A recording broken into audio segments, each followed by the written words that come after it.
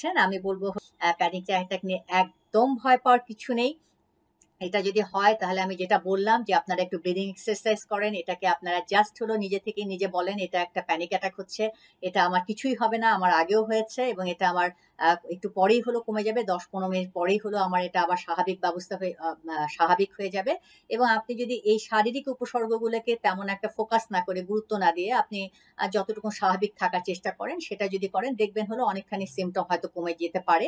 তারপরেও যদি আপনারা না যায়, আপনারা যদি নিজেকে হেল্প করতে না পারেন, আমি বলব এটা নিয়ে একদম দুশ্চিন্তা না করে আপনারা একজন সাইকিয়াট্রিস্টের কাছে যান। এই চিকিৎসার মাধ্যমে কিন্তু প্যানিক অ্যাটাক অত্যন্ত অল্প সময়ের মধ্যে, আমাদের যখন ট্রিটমেন্ট স্টার্ট করি জাস্ট হলে ১ মাসের মধ্যে কিন্তু মানে পেশেন্টরা বলে আমি প্রায় 70% বা 90% আমি ইমপ্রুভ করে গেছি। আমি এখন নামাজ পড়তে পারি। আমি এখন স্বাভাবিক কাজকর্মগুলো করতে পারি। আমি আগে যে একদম একা বাইরে যেতে পারতাম না। আমি এক্সারসাইজ করতে ভয় পেতাম।